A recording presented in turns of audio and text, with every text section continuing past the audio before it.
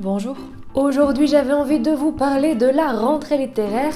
Enfin, c'est plutôt la rentrée littéraire qui s'est imposée dans mes lectures puisque elle est là, hein. Et il faut que je lise des livres de la rentrée littéraire puisque c'est mon boulot.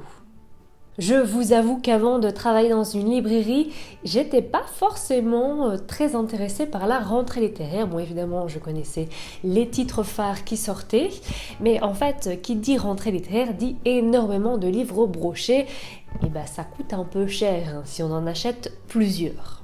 Et c'est à ce moment-là que j'interviens puisque je vous évite de gaspiller votre argent dans des livres qui ne vous plairont pas en vous conseillant. Et pour cela, il faut que je lise pas mal de livres. Beaucoup, oui, c'est vrai. Mais bon, ça va, je l'ai plutôt bien vécu. Je me vois mal ne lire aucun livre de la rentrée littéraire et d'être face à un client qui me dit « Mais que me conseillez-vous pour cette rentrée littéraire ?» De lui dire moi la rentrée littéraire, je m'en tape. Alors j'en ai lu aucun. Démerdez-vous. Et puis, arrêtez de vous reposer sur les autres, faites vos propres choix, bordel. Amélie Nothomb m'a écrit un nouveau livre. Ah ouais? Je savais pas. Où il est? Ah, où il est? Quelque part dans le magasin, il doit pas être loin, hein. Ouvrez vos yeux. Je pense pas que mon patron apprécierait si je faisais ça. Je pense tout simplement que je n'aurais plus de boulot. Premier roman dont j'avais envie de vous parler, c'est La Maison d'Emma Baker aux éditions Flammarion. J'avais envie de lire ce livre tout simplement parce qu'il parlait de prostitution et de maison close. Quand il y a pas mal de livres, notamment qui rentrent comme ça d'un coup, un petit détail peut vous plaire. Et bien pour moi, c'était ça. Je l'ai commencé et je l'ai abandonné. Et puis mon patron m'a parlé de ce livre, mais surtout d'un fait intéressant à propos de ce livre, c'est qu'Emma Baker ne fait pas que parler de la prostitution. Non, pour en parler, elle a voulu vraiment connaître le sujet de façon approfondie. Elle a donc décidé de devenir prostituée dans une maison close à Berlin. C'est à ce moment-là que j'ai eu très envie de le relire à nouveau. C'est ce que j'ai fait, j'ai continué, je suis allée jusqu'au bout et je n'ai absolument pas regretté. Emma Baker est donc française, elle est allée vivre à Berlin et dès le début du livre, on sent quand même que c'est une personne assez ouverte au niveau de la sexualité et il me semble que justement dans ses autres livres, elle en parle de façon assez ouverte. Et j'avoue que c'est un sujet qui m'intéresse parce qu'on a énormément peut-être de fantasmes ou d'idées préconçues sur la prostitution. Et finalement, mais qu'est-ce que c'est exactement? Comment vivent ces prostituées? Pourquoi elles ont choisi cette voie?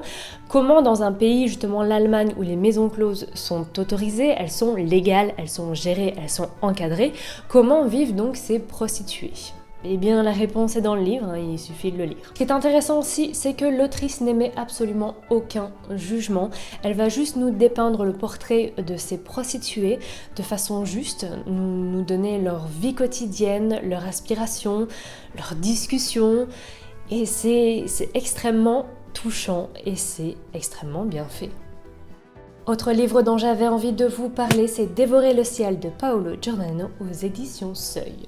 Par contre, si vous aimez plus les livres d'action, où il y a énormément de choses qui se passent, un peu les page-turners, ce livre est peut-être pas forcément fait pour vous, parce que justement, on est un peu plus dans l'expectation, on est dans la beauté, tout simplement. Et voilà, moi ça m'a plu. On va suivre Teresa, une adolescente qui passe ses vacances d'été dans les Pouilles chez sa grand-mère. Et là, elle va faire la rencontre d'un groupe de jeunes hommes. Dans ce groupe, il y a Bern, un garçon assez énigmatique et aussi beau gosse, faut le dire. Cet été va marquer la vie de Teresa puisqu'elle ne sait pas encore au moment de la rencontre, c'est qu'elle va partager 20 ans de sa vie avec ce groupe d'amis. Que va-t-il se passer exactement? Ça, on ne peut pas le dire.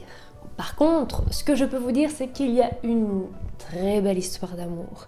Il y a une très belle histoire d'amitié.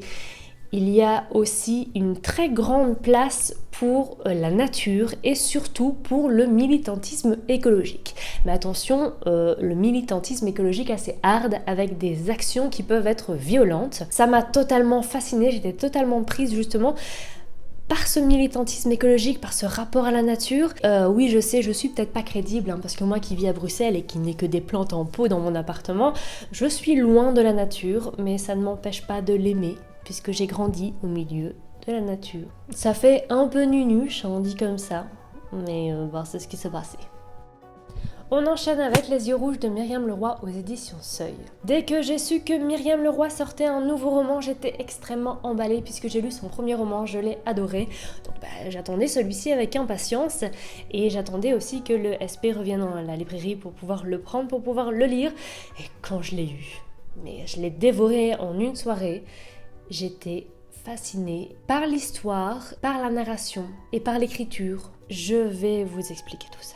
La narratrice va nous raconter son histoire, celle de son harcèlement par un homme assez atypique, un bon père de famille, des enfants, sa petite femme, sa petite vie. Sauf que pendant son temps libre, il apprécie beaucoup de parler avec la narratrice qui est une journaliste qui passe son café à la radio, qui fait des chroniques, qui est une personnalité publique en quelque sorte. Donc il commence à discuter avec elle, notamment parce qu'ils ont des amis en commun sur Facebook. Donc voilà, leur discussion commence. Au début, leur discussion est peut-être un peu lourde, mais elle n'est pas non plus très méchante. Après, petit à petit, on se rend compte que la discussion là devient vraiment lourde, très très pesante et très très malaisante. À tel point que, clairement, ça va avoir un impact extrêmement négatif sur la vie entière de la narratrice. Et c'est ce côté-là qui est un peu oppressant, justement. Pour la narration et pour l'écriture, ça va être quelque chose un peu d'atypique et je sais que ça peut ne pas plaire à tout le monde parce que justement c'est une narration et une écriture qui se rapprochent énormément de notre société actuelle et surtout des réseaux sociaux puisqu'en fait la narratrice va juste nous transmettre les messages donc de cet homme mais tels qu'il les a mis sur Facebook. Et vous savez, si vous utilisez les réseaux sociaux, je pense un peu tout le monde, c'est une narration assez directe, assez orale, avec pas mal de smileys, de points, de suspensions, d'exclamations. Et c'est une narration donc assez spéciale. Et une écriture assez spéciale. Enfin, assez spéciale non, parce que finalement, ça, c'est celle qu'on utilise sur les réseaux sociaux, quoi. Et c'est justement, pour moi, ce qui donne tout l'intérêt du livre, puisqu'on est dedans, on est dans cette discussion parce que c'est exactement comme ça qu'un type qui voudrait vous harceler vous parle. Alors j'espère bien évidemment que ça ne vous arrivera jamais et que surtout ça ne m'arrivera jamais. Mais voilà, on est dedans quoi. Et puis aussi on sent très clairement que si cet homme s'en prend à la narratrice, c'est notamment parce que c'est une personnalité publique, mais une personnalité publique féminine et féministe. Je voulais vous parler ensuite du livre Rien n'est noir de Claire Berest aux éditions Stock. Dans ce livre, l'autrice va se concentrer sur la relation amoureuse entre Frida Kahlo et Diego Rivera. Je dois vous avouer que je suis une fan absolue de Frida Kahlo, que j'ai lu énormément de livres sur elle et que donc je connais énormément de choses sur sa vie et donc aussi sur sa relation avec celui qui était son mari, Diego Rivera. Par contre, ça n'a rien à voir avec le livre, mais tout ce marketing autour de Frida Kahlo commence clairement à me pomper, surtout quand on sait à quel point elle était communiste. Et donc tout ce marketing, ça me saoule, genre des oreillers, des coussins Frida Kahlo. Frida Kahlo a toutes les sauces, des poupées, des posters. Faut arrêter les gars, faut arrêter. Et j'avais quand même une petite appréhension avant de lire ce livre puisque j'avais peur en fait clairement de m'ennuyer parce que je connais déjà tout. Et oui, je connaissais déjà tout. Mais c'est raconté avec tellement de poésie, c'est tellement bien écrit. Franchement, c'est magnifique. J'ai adoré. Je suis pour. Et c'est génial. Lisez-le. Franchement, j'étais emportée du début à la fin. C'était extrêmement plaisant. Et je remercie donc Claire Berest d'avoir fait ce livre, puisque ça a aussi un peu égayé ma rentrée littéraire. On enchaîne avec Le bal des folles de Victoria Mass aux éditions Albin Michel. Non, Camille, tu ne feras pas ta Stéphane Bern et tu ne diras pas aux gens que c'est la fille de Jeanne Masse. Oups. Nous sommes à la fin du 19e siècle à la Salpêtrière qui est connue pour avoir été un hôpital de folles, enfin ce qu'on considérait plus ou moins comme des folles à l'époque, c'est-à-dire qu'on va trouver des épileptiques, des femmes avec un quotient intellectuel assez bas, des maniaques, des hystériques ou encore des femmes dépressives. On va donc suivre le quotidien de ces femmes et notamment les charmantes expériences du docteur Charcot et de ses acolytes masculins bien évidemment qui essaient de comprendre en fait la folie féminine. Je pense qu'ils essaient de comprendre tout simplement les femmes. Ils ont un peu de mal. Ce livre est donc notamment un moyen pour comprendre la condition féminine à cette époque, ou en tout cas, oui, la condition féminine en général, et aussi la gestion de la folie, donc ce qu'on considérait comme la folie féminine à l'époque, qui était exclusivement gérée par des hommes. C'était pas forcément la meilleure idée, l'idée du siècle en tout cas. C'est bien écrit, le sujet est extrêmement passionnant, c'est bien fait, donc j'ai envie de vous dire pourquoi s'en priver. On arrive au seul et unique thriller de cette rentrée littéraire que j'ai lu.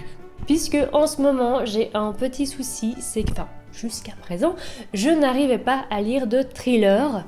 Et puis même quand j'en commençais un, j'étais pas emballée quoi. Ça fait au moins, je pense, 4 mois que j'en ai pas lu. Et ça me manquait un petit peu, mais j'en trouvais pas de bon. Jusqu'à celui-ci qui est L'ombre de la menace de Rachel Caine aux éditions L'Archipel. Je vous avoue que le titre en français est pas très emballant, alors que le titre en anglais est plus sympa, puisque c'est Steelhouse Lake, et je trouvais ça plus sympa. Voilà, c'était juste un petit commentaire sur le titre en français qui me fait pas trop vibrer quoi. Dans ce livre, on va suivre Gina, qui est une mère de famille assez normale, qui a 2 enfants, un mari, sauf qu'un jour, en fait, elle se rend compte que son mari, c'est un serial killer, qui lui utilisait leur garage pour tuer un nombre de filles quand même assez incalculable, et de façon assez barbare, disons. La police avait quand même quelques difficultés à croire que cette femme n'a jamais rien vu et qu'elle n'a pas du tout aidé son mari. C'est pourquoi elle a été emprisonnée, elle a été jugée et elle a été innocentée. Donc la justice a prouvé qu'elle n'avait aucune connaissance de la part très sombre chez son mari et qu'elle n'a vraiment rien vu. En sortant de prison, elle a voulu refaire sa vie avec ses enfants. Le problème, c'est que sur internet, les gens essayaient toujours de la retrouver puisqu'ils étaient persuadés qu'elle n'était pas innocente. Ils voulaient donc clairement sa mort d'elle et de ses enfants. Elle a donc dû déménager extrêmement souvent et elle est peut-être un peu parano. En même temps, il y a pas mal de gens qui veulent sa mort. Et là, elle se retrouve donc dans une maison à côté d'un lac et c'est la première fois depuis quelques années qu'elle se sent vraiment en sécurité et qu'elle se dit « Pourquoi je resterai pas là ?» Le petit problème, c'est qu'on va retrouver un corps dans le lac, donc juste à côté de sa maison, qui, bizarrement, a été tué de la même façon que les victimes de son mari. Comme je vous l'ai dit, ça faisait extrêmement longtemps que je n'avais pas lu de thriller et je n'ai absolument pas été déçue parce que pour moi, ce livre en fait fait extrêmement bien son job puisqu'il est prenant, il est haletant. Et voilà, on a envie de savoir, les personnages tiennent absolument la route, l'histoire tient complètement la route, et en plus à la fin, clairement on comprend qu'il y a une suite, donc voilà, l'auteur a tout réussi, clairement. On arrive maintenant au moment des livres que j'ai abandonnés. Je n'en ai choisi que 2 parce que je pense que cette vidéo est déjà assez longue comme ça. J'ai pas l'habitude de faire des vidéos très longues. Et là, je suis déjà en train de flipper en me disant que cette vidéo va être trop longue. Puisque les abandons font aussi partie de cette rentrée littéraire, j'avais envie de vous en présenter 2 et d'expliquer bien évidemment pourquoi je les ai abandonnés. Je vais donc vous parler d'un peu de Nuit en plein jour d'Eric Lom aux éditions Calman Levy. Dans ce livre, on est dans une dystopie, dans un futur, on ne sait pas exactement quand. Tout ce qu'on sait, c'est que les instincts primaires des hommes et des femmes ont pris énormément de place, en fait, sont revenus en quelque sorte. Ce qui fait que les hommes ont ce besoin beaucoup plus de violence, de sexualité et un peu d'assouvir tout ça. On est plus ou moins dans Paris et on va suivre un homme et une femme qui semblent ne pas être vraiment de la même classe ou caste, on ne sait pas trop.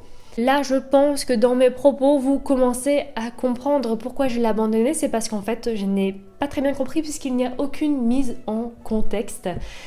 Et j'ai besoin de ça, voilà, j'ai besoin de détails. Ce que l'auteur a voulu faire, c'est plus montrer ce retour aux sources, besoin primaire chez les hommes, avec énormément de poésie. Moi, je m'attendais totalement à autre chose, et le fait qu'il n'y ait absolument jamais de mise en contexte, et je pense que même à la fin du livre, en fait, pendant tout le livre, c'est comme ça, moi, ça m'a perturbée, ça m'a pas touchée, et donc je l'ai abandonné. Le deuxième et le dernier de cette vidéo, c'est une partie de badminton d'Olivier Adam. Dans l'histoire, on est avec un auteur en fait qui a eu du succès, sauf que il a un peu moins d'inspiration, donc il se retrouve à devoir retourner en Bretagne, dans sa ville natale, dans sa région natale, trouver un petit boulot de journaliste local, puisqu'en fait il a besoin d'argent. Donc il retourne là-bas avec sa famille, sa femme et ses 2 enfants.